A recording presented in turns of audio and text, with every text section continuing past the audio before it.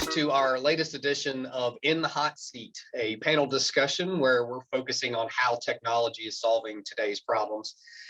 These panel discussions are part of ScanSource's Discover Opportunity initiative, and I'm pleased to be joined today with four of our supplier partners and industry experts who are going to help you, our partners, discover opportunities today in the mobility space. So this series is focused on mobility. This is one of three that we've recorded in this segment. And today we're going to be discussing probably some themes we've already covered in other ones, which is great. Bonus points for continuity. Our theme today is going to be mobile collaboration. So let's start by meeting our panelists. I'm going to go left to right on my screen. Jeff, you're first on my screen. So why don't you introduce yourself and your role? Good afternoon. My name is Jeff Davis. I'm the Director of National Channel Sales at Barco, specifically representing the ClickShare technology and solutions. Great. Thank you for joining us. And Eric? Hello, everyone. Eric Rainey. I'm the Vice President of Global Sales Engineering and Strategic Partnerships at Mitel. Thank you, Eric. Jennifer, you're next. Hi, I'm Jennifer Adams. I'm the Senior Director of Sales Experience and Enablement at Poly. Great. And Jason, the veteran who's done this with me before. Yeah, hi, everyone. My name is Jason Halley, and I'm with Cyber Power System. I am the channel sales manager, so I support the ScanSource account along with the ScanSource resellers. Great. So thank you again to all four of you for being here today. Collaboration is near and dear to my heart. That's been the bulk of my professional career. If you don't count that short stint managing an arcade in the mall, which is those are some good days. So Jennifer, I'll start with you. Start the same way we always start these panels. A little softball question here, but let's see from the four of you, your standpoints. Where are you starting to see technology being deployed today to enable a mobile experience, and what kinds of either problems are people trying to solve with the technology, or what's the outcome that they're going for? Well, I think it's a really interesting question, and we're at a really interesting time in the market for mobility. We've been doing at Poly a lot of research around how work styles are changing and how people are working differently. And I think we saw mobility a little bit on a pause over the last 18 months. And I think that what we are starting to see is that it's starting to become more a part of our work styles as people are coming back into the office, people are resuming traveling. I traveled for the first time recently, and I was amazingly rusty at it. And so, it's funny that I used to do it so much before, and, everyone kind of, stopped traveling for a while. I think for the idea of what mobility means for the work styles that we know of is, the road warrior personality or the work style. That's typically a smaller subset of a workforce, but there are other work styles that actually have mobility as part of their solution. And so as we start to see people coming back into the office and travel starting to go up, we're going to see more people out there traveling. And so I would say that the same mobility issues that were a problem before persist, right? So being able to stay connected, being able to manage your work on the go, being able to be heard and hear clearly as you're, transitioning between different spaces. And so that's one of the areas that, Poly particularly looks at from, kind of a device perspective. But, mobility, I think, is something that's about to become an issue in a bigger way now. Yep. And Jeff, I know Barco's focused on workspaces as well. Yep. What are you guys seeing? Anything similar or notably different? So I think what we're seeing is, first of all, the technology is being deployed everywhere. What's really happening, what we're seeing now is the challenge of them trying to sort of recreate the same user experience from sitting at your home office, transitioning all the way along to being back in the office and giving the end user that similar experience by protecting the investment they've made in platforms, whether that be Teams, Zoom, WebEx, the connectivity tools that they've rolled out, the technology that they've invested in to enable, the work from home. I think now they're trying to continue to have that same shared experience. Bring your own device is sort of the nomenclature that they're using. Mobile devices, whether they be cell phones, whether they be tablets, right, are now part of that continuum of, their device, in the whole bring your own device, conversation. So we're really seeing it rolled out everywhere, and we're really seeing it focused on, trying to maintain that consistency of experience and maintaining of investment that they've made in platforms over the last 19, 20 months. Yeah. Eric, how about you? What's the SE team seeing? Yeah, I'll look at it from two different perspectives, just to add on to what Jennifer and Jeff had said. From a software vendor perspective, I think you're seeing as the software vendors are looking at it from a mobile first mentality. Mm-hmm. Is when I design an application, if it's a desktop application, it also has to work consistently within a mobile app environment. So from a user perspective, it's easy to use, and the user experience is consistent, whether I'm using on a desktop or whether I'm using on a mobile device. So I think that's key as a software provider. And then from a customer perspective, obviously giving them the collaboration tools to utilize on a mobile device, whether it be team collaboration tools, video conferencing tools. So very important. And again, ease of use, consistent experience. From a business continuity perspective, give them flexibility of how they can be reached, whether it rings a desk phone, a soft phone on a mobile device, or it just calls their cell phone directly, and give them the power to pick and choose of how they want to be reached. Today, I want to be reached on my mobile device. Tomorrow, I'm going to work at the office and I want to be reached on a hard device. And then lastly, equally important is from a customer perspective, is all about customer experiences. Not only how do you communicate internally, but how do customers communicate with you as a business, especially from a mobile device. As users of mobile devices, we're using social media, we're using SMS, we're using email, voice, all the different media types. So it's also important to understand is when those media types come into your organization, is how are you handling them? Such as an SMS comes in your organization, if I need to pivot to a video call or an SMS or a voice call. We refer to that as omni-channel capabilities. And so that's equally as important is internal communications and then how it communicate with my customer. Yeah, and Jason, definitely want to hear comments on this too. I think if I remember right, you joined me for a panel on always on collaboration, which was in one of our previous series. And I think you said earlier that Cyber Power Systems is kind of new to mobility, but the problems that we're all trying to solve with enabling that remote workforce or keeping people always on is in your wheelhouse for sure. But what are you guys seeing early on here as you start to focus on mobility?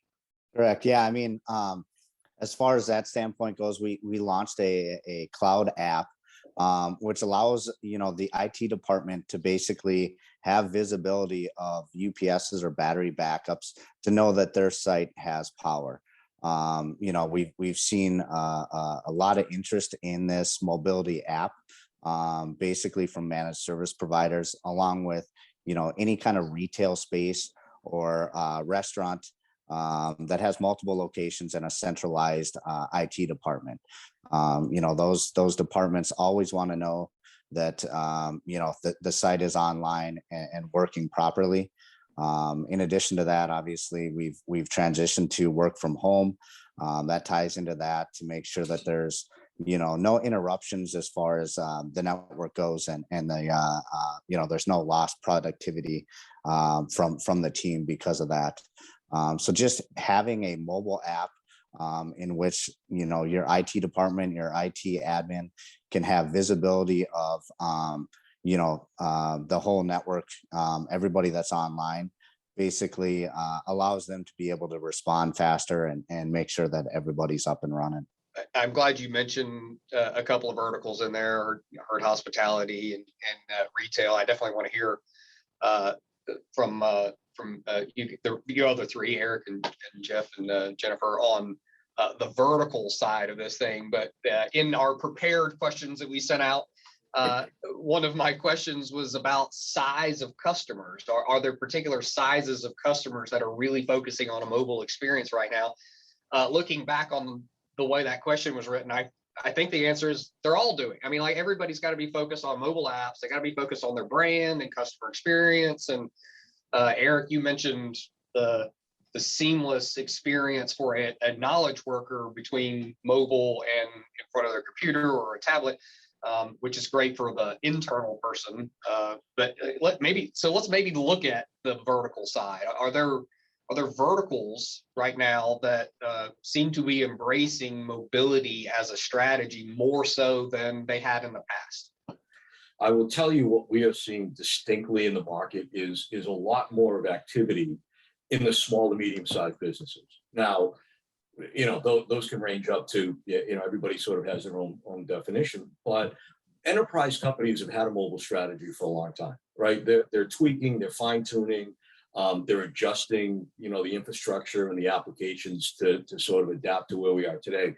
But we're seeing a lot more activity from the conference room out into mobility, into other platforms in the small and medium-sized business, where previously they didn't have the demands of their applications or their organization to have a true mobile strategy in terms of rolling out, supporting, and integrating, across the various different types of platforms and including mobile. So, from our business, and again, we're in a unique time relative to the market behavior. We're seeing a lot more activity around this in the small and medium-sized businesses. From a vertical perspective, it's really broad. I mean, it's across pretty much all verticals, whether you look at legal, whether you look at manufacturing, healthcare certainly is always as active and has sort of not felt as much of the brunt from a business drop off relative to COVID. So, but it's really across all verticals, but particularly we're seeing a lot more of this urgency to address this in the small and medium-sized businesses. Eric, what are you guys seeing? I see you, Jen. I'm coming to you. Yeah. So absolutely agree from a size perspective. We're seeing it across the board, SMB to enterprise. I would agree. Enterprise probably had a mobile strategy, before the pandemic. Today with the new work from anywhere mentality. We're seeing SMB customers look at mobility to medium-sized businesses that traditionally always worked in an office. Obviously, going forward, that environment is potentially changing. Some have closed their offices completely and are 100% virtual, and some are doing a mix. From a vertical perspective, I look at it not really from a type of company, but think of it as a employee vertical.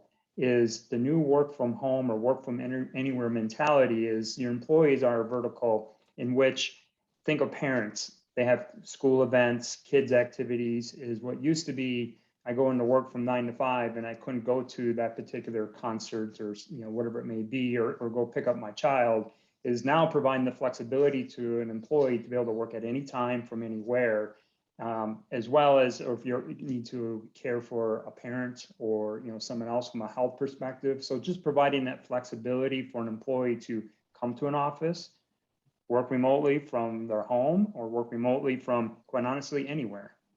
Could be from a school, coffee shop, or healthcare facility. Yeah. So, Jennifer, I want to hear about the research a little bit more too. But what, as you start looking at in-office collaboration or workspaces, wherever the workspace is, we're however many minutes into this, and no one has said huddle room just yet. But I'm curious how the workspace is changing, if there's particular types of environments where we're really focused on a transitioning to a mobile work experience. I mean, I know we're all remote. That's not the point. The point is, when you're in office, are we all congregating around tables again, or are people still doing or focusing on hybrid collaboration experiences? Well, I think that, part of the answer is to kind of make sure that we're being really clear about how we're defining mobility, right? So there's a lot of different kinds of mobility. Just working from home, I don't consider that mobile. I consider that a fixed way of working that's not in the office. Yep. And so, when I think about mobility, I think about transitions. I think about being on the move. Mobility is a subset of flexibility. So when you offer flexibility, that actually encourages mobility. And so whereas, some people think of mobility as, hey, how do I stay connected while I'm traveling? You also brought up a good point, Kyle, is there's mobility as part of being in the office as well. So there are some work styles that actually move around a lot and are very mobile in the office location. And so I think, you brought up huddle rooms, conference rooms. I think what we're seeing is that companies are rethinking how they're going to be using their office spaces. And, they're rethinking private offices, for example. Some of those private offices are being, changed into huddle spaces or focus rooms, because as they're starting to realize they may need less real estate, they want to make sure that when people come into the office that they can have that experience of collaboration. But what we know about how work styles are changing is that more people are going to be working remote more of the time. And so that means that when you're in the office and you're having meetings, you're going to have more people who are joining that meeting remotely. And so what that means is probably smaller meeting sizes of people physically together, but more of a need to have technology that can bring in the remote participants. And so that's really what we're seeing in huddle spaces. Some of the technology changes that we're seeing is they're video enabling those where they might have just had voice before. So, these are some of the shifts and changes that we're seeing in the office. Now, how people are collaborating today, I think that it's very much still early days in coming back from the pandemic. A lot of the customers that we're talking to, especially when you start talking like large enterprise customers, some of them are being a little bit more conservative and getting people back into the office. And so they're spending this time right now making some of those remediations for their spaces. Yeah, I'd invite you all to come join us in Greenville, South Carolina, at the ScanSource office and see an evolved workspace. We've knocked down the walls. There's lots of more open spaces, huddle spaces, lots of displays, lots of collaboration environment. So we're living it for sure here. So there's a very telling statistic that I think is the fundamental premise behind what's happening. Prior to COVID, maybe 20% of the participants in a video call or a conference call that originated from a conference room were remote. Post-COVID, that's completely reversed. 80% of the people that are going to be participating are remote. Yeah, I believe it. All right. So that, we're working with companies every day that are retrofitting their conference rooms, that are breaking up larger conference rooms into huddle spaces, right?